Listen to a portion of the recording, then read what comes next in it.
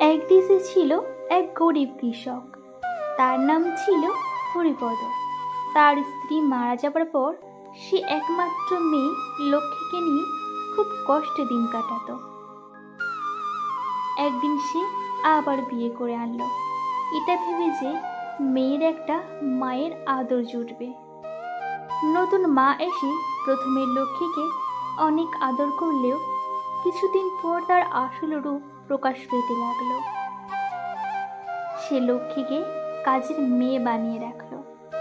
ঘরের সব কাজ, রান্না করা, পানি আনা নদী থেকে সবই করতে হতো লক্ষ্মীকে। লক্ষ্মী, এই লক্ষ্মী, এখন এই হাঁড়িটা মাছ, তারপর পুকুর থেকে পানি আনবি। আমি তোকে মহারানীর মতো বসে বসে খাওয়াতে পারবো না। লক্ষ্মী তখন কান্না ভেজা গলায় বলে, ঠিক আছে মা, আমি এক্ষুনি যাচ্ছি। এমন ভাবে লক্ষ্মীর দিনগুলো কাটতে থাকে। আর লক্ষ্মী সারাদিন এদিক ওদিক বসে কান্না করতে থাকে।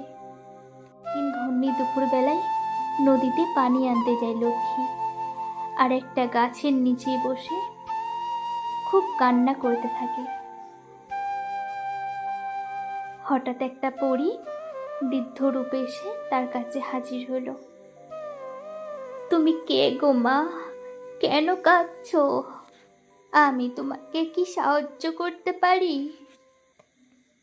এরপর লক্ষ্মী বলে, আমার মা মারা গেছে। নতুন মা শুধু আমাকে দিয়ে কাজ করায় আর খুব বকা দেয়। আমার অনেক কষ্ট হয়।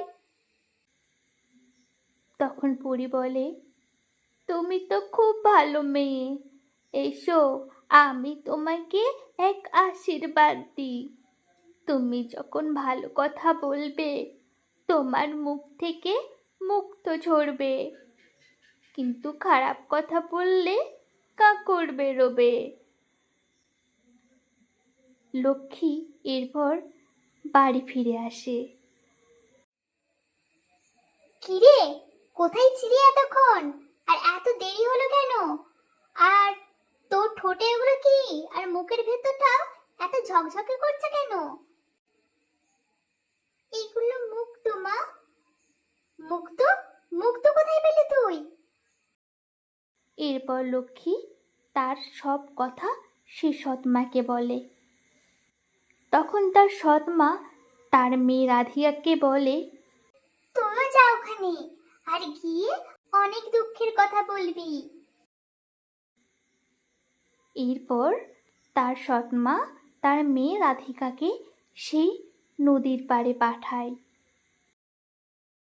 কিন্তু সেখানে বৃদ্ধাকে দেখে রাধিকার খুব রাগ হয়। তাকে দেখে সেই রাধিকা বলে ওঠে, হ্যাঁ রে বুড়ি, কি চাস তুই? আমার কাছে একদম আসবি না।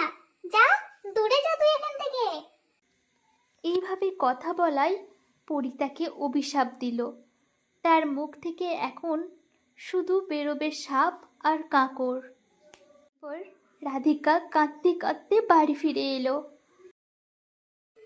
এ কি মা রাধিকা, তোর মুখ থেকে তো ভয়ানক জিনিস বেরোচ্ছে। এটা কি করে হলো রে মা? রাধিকা তখন কাঁদতে কাঁদতে, আমি শুধু সত্যিটাই বলেছিলাম মা, আর কিচ্ছু বলিনি। সব কথা তখন হরিপদ জানতে পারে, আর লক্ষ্মীর সৎ মাকে বাড়ি থেকে তাড়িয়ে দেয়। সে আবার তার পিতার ভালোবাসায় দিন কাটাতে লাগলো।